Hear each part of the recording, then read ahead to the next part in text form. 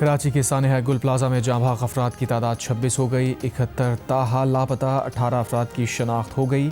Police surgeon doctor Samiya Tariq के मुताबिक civil अस्पताल में अब तक 20 लाशों के DNA सैंपल लिए गए। 48 फैमिलीज़ ने अपने DNA सैंपल भी जमा करा दिए। DIG असद रजा ने बताया, DNA टेस्ट के लिए Sindh forensic DNA laboratory Jamia Karachi भेजे जा रहे हैं। अगर 3 दिनों तक क्रॉस मैचिंग जारी रहेगी। गुल प्लाजा में आग लगने से मुताल्लिक तहकीकाती कमेटी का इजलास आज तलब।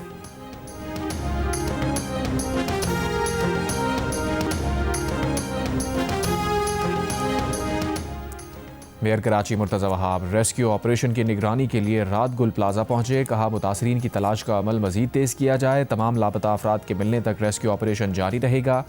रेस्क्यू टीम्स मलबा हटाने और बेसमेंट की क्लियरेंस के अमल में मसरूफ़। छत पर मौजूद गाड़ियाँ और मोटरसाइकिल्स निकालने का काम जारी। इजाफी दुकानें क्यों बनाई गईं, इसकी तहकीकात की जाएंगी।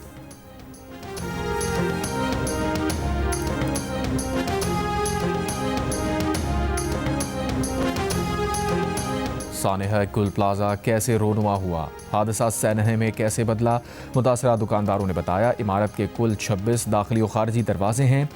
रात 10 बजे तमाम गेट बंद करके सिर्फ 2 दरवाजे खुले रखे जाते हैं। अलमनाक सानेहे के वक्त इमारत में मौजूद लोगों को मामूल के मुताबिक 26 में से 24 दरवाजे बंद मिले। कोई इमरजेंसी एग्जिट नहीं था। अगर आग इंतहाई तेज़ी से फैल रही थी। पूरी मार्केट में धुआं ही धुआं भर चुका था। बिजली बंद थी। किसी को कुछ ना समझ आ रहा था, ना नज़र आ रहा था। भगदड़ मची हुई थी। धुएं की वजह से महसूर अफराद को सांस लेने में शदीद दुश्वारी थी। वाक़े के वक्त दुकानों पर वर्कर्स और गाहक मौजूद थे। कुछ लोग बेहोश होकर ज़मीन पर गिर पड़े। दुकानदारों ने बहुत से लोगों को अपनी मदद के तहत ही इमारत से बाहर निकाला। गुल प्लाजा में रेस्क्यू एहलकार जली इमारत के बेशतर हिस्सों में दाखिल हो गए। सर्च एंड रेस्क्यू ऑपरेशन जारी। इमारत में फंसे शहरियों के अहल खाना का रेस्क्यू ऑपरेशन तेज़ करने का मुतालबा। कहा, अब तक प्यारों की इत्तला नहीं मिली। मुतासरीन की रेस्क्यू वर्कर्स की जानिब से ताउन ना करने की भी शिकायत। लापता दुकानदार अनस के वालिद इमरान ने कहा, रेस्क्यू एहलकार अंदर जाएं, सिर्फ बिल्डिंग पर पानी मार रहे हैं। हमने अंदर जाने की कोशिश की तो डंडे मारे गए। अनस की वालिदा और बीवी पहले दिन से उसके इंतज़ार में बैठे हैं। कहते हैं अनस को लिए बगैर नहीं जाएंगे। ताजिर रहनुमा जमील पराचा ने दोपहर तक का अल्टीमेटम दे दिया।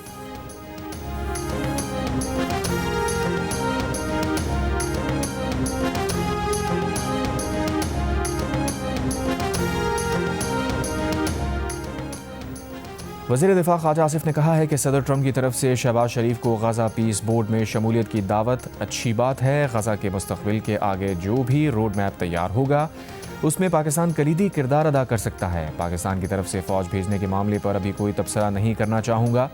पाकिस्तान और सऊदी अरब दिफाई माहदे में किसी और मुल्क की शमूलियत का फ़ैसला मिलकर करेंगे।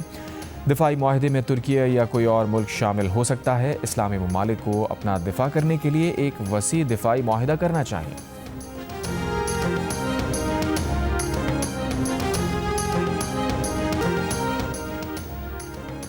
मुत्तहदा अरब अमीरात के सदर शेख मोहम्मद बिन ज़ायद अल नहयान का मुख्तसर दौरा भारत। भारतीय वज़ारत ख़ारजा के मुताबिक नई दिल्ली में भारतीय वज़ीर आज़म मोदी से मुलाकात में दोनों ममालिक के दरमियान दिफाई ताल्लुक़ात, तिजारत और LNG के माहिदे हुए। दोनों ममालिक का अगले 6 साल में दोतरफा तिजारत $200 अरब तक पहुँचाने पर इत्तफ़ाक़। UAE से 5 लाख मेट्रिक टन LNG की भारत फराहमी की 10 साला माहिदे पर भी दस्तखत कर दिए गए। सेनेट ने जादू टोना की रोकथाम से मुताल्लिक़ पाकिस्तान पीनल कोड तरमीमी बिल समेत कई बिल मंजूर कर लिए। रूहानी इलाज के लिए वज़ारत मज़हबी उमूर के लाइसेंस याफ्ता शख्स पर पाकिस्तान पीनल कोड में तरमीम के बिल का इतलाक़ नहीं होगा। बिल में कहा गया है कि जो शख्स जादू टोना या रूहानी इलाज करे या तशहीर करे उसे 6 माह से 7 साल कैद और 10 लाख रुपए तक जुर्माना होगा।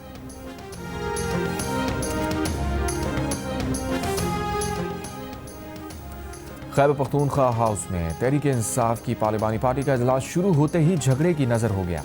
ज़राए के मुताबिक शाहिद खटक ने सेनेटर ज़रक़ा को पार्लिमानी पार्टी इजलास से बाहर निकल जाने का कहा। सेनेटर ज़रक़ा ने शो कॉज नोटिस का जवाब देने के बावजूद फैसला ना होने पर एहतजाज किया। पार्लिमानी पार्टी इजलास सियासत और सख्त जुमलों के तबादले के साथ शुरू होते ही ख़त्म कर दिया गया। सेनेटर ज़रक़ा का कहना है कि पार्टी फैसला करे हमें रखना है या नहीं। इजलास ख़त्म होने पर पार्लिमानी अरकान ने कहा, बैरिस्टर गौहर और सलमान अकरम राजा इजलास नहीं चला सकते तो फिर बुलाया ना करें। PTI अरकान पार्लियामेंट का शाहिद खरक के रवैये पर बानी PTI को ख़त लिखने का भी फैसला। सलमान अकरम राजा का कहना है तल्ख कलामी उनके आने से पहले हो चुकी थी, किसी ने बैरिस्टर गौहर या उनके हवाले से कोई बात नहीं की।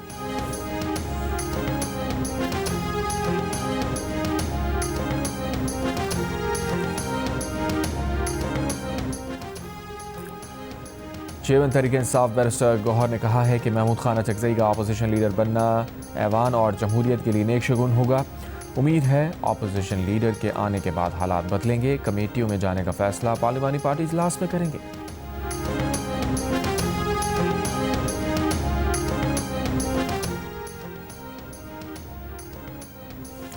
सेनेट में अल्लामा राजा नासिर अब्बास की बतौर अपोजिशन लीडर तकर्री पर इत्तफाक। वज़ीर क़ानून आज़म नज़ीर तारड़ ने कहा सेनेट में अल्लामा नासिर अब्बास अपोजिशन लीडर होंगे। सेनेटर अली ज़फ़र ने कहा चेयरमैन सेनेट और इत्तेहादी अरकान ने अल्लामा राजा नासिर अब्बास की बतौर अपोजिशन लीडर तकर्री पर इत्तफाक किया है।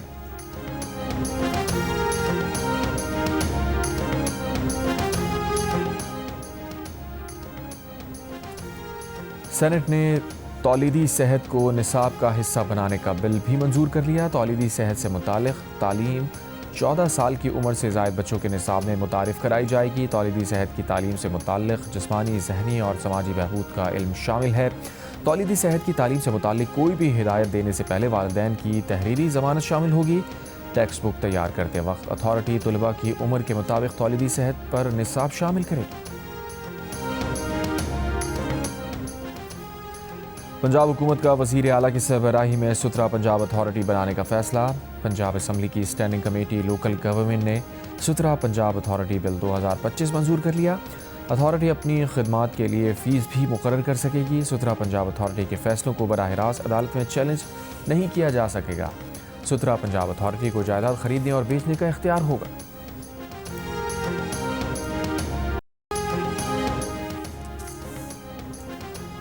मराकश के बादशाह ने ट्रंप की गजा अमन बोर्ड की बानी रुकनीत की दावत कबूल कर ली। मराकश का अमरीकी सदर ट्रंप के दूसरे मरहले के जाम अमन मंसूबे का खैर मकदम। गजा के इंतज़ाम के लिए कौमी कमेटी तश्कील देने का भी खैर मकदम। मुत्तहदा अरब अमारात की वज़ारत दिफ़ा ने यमन में खुफिया जेल चलाने का यमनी हुकूमत का इल्ज़ाम मुस्तरद कर दिया। यमनी हुकूमत ने इल्ज़ाम लगाया था कि खलीजी मुल्क यमन के मशरक़ी सूबे में खुफिया जेल चला रहा। लाहौर रिंग रोड पर गाड़ी की चेकिंग के दौरान शहरी से रिश्वत लेने वाला पुलिस एहलकार गिरफ्तार। एहलकार ने बिस्मिल्लाह पढ़कर रिश्वत ली।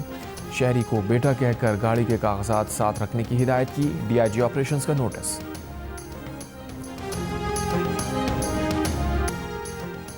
और शदीद धुंध के बायस M2 लाहौर से कोट मोमिन और M3 फैजपुर से दरखाना तक बंद। M4 पिंडी भटिया से फैसलाबाद और शोरकोट से मुल्तान तक बंद।